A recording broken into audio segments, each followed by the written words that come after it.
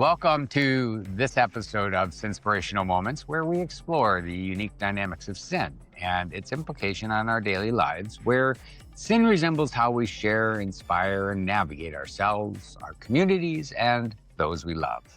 My name is Timothy Baker, and today we will explore on our journey the power of solitude. But first, let me clarify what solitude is not. Solitude is not loneliness because loneliness is a felt absence, whereas solitude is a felt presence. And solitude is also not isolation because isolation is a movement away from relationship, where solitude is a movement toward relationship. And finally, solitude is not aloneness.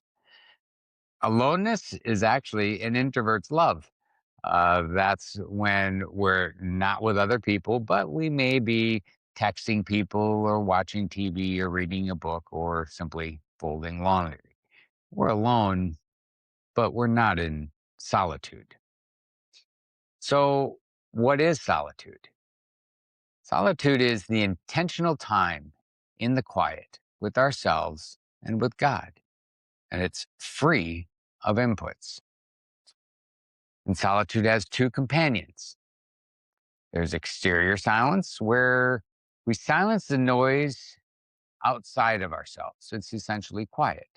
And then there's interior silence, where we attempt, and this is often easier said than done, to quiet all the thoughts, worries, emotions, and rumblings of the heart inside of ourselves.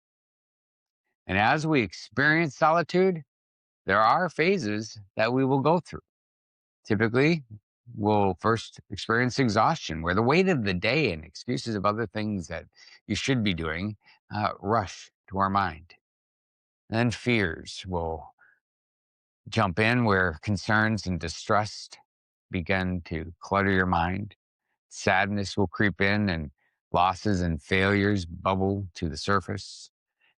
Anger, of course, will emerge, and all of your hurts come up, and you feel mad or bitter, which will lead to shame.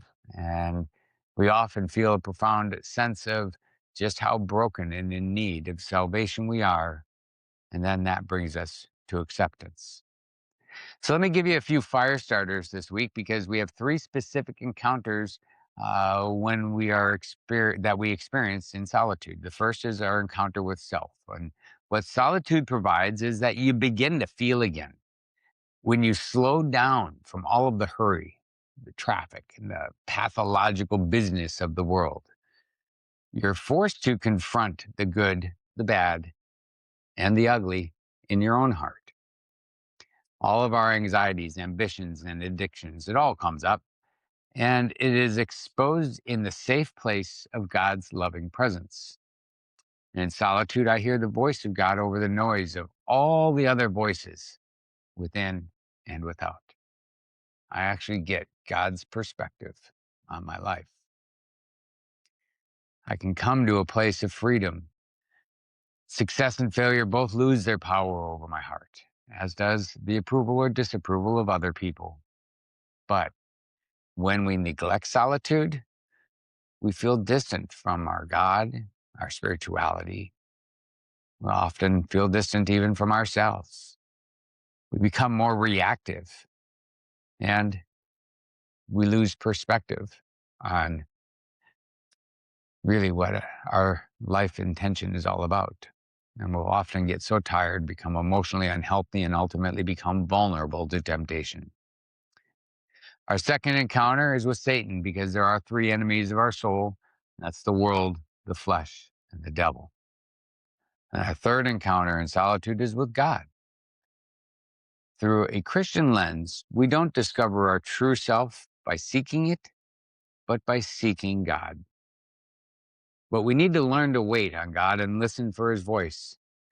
This process of encounter often takes way longer than we prefer, but we need to begin to denoise all of our lives, because God is waiting for you outside of that noise, the crowds of people, the hurry of the city life, and the distractions of time. As it says in 1 Thessalonians 4:11-12, that you also aspire to lead a quiet life, to mind your own business, and to work with your own hands, as we command you, that you may walk properly toward those who are outside, and that you may lack nothing. Thank you for listening today, and I hope that you enjoyed this episode. But you will want to check out our other series like 66 Fix, where you can finally overcome addictions and distractions to live your best life. And you'll find much more on our website, thefaithfulsinners.com. And please, before this ends, make sure to like, share, and follow us on your favorite social media and podcast stations so we can all sin better together.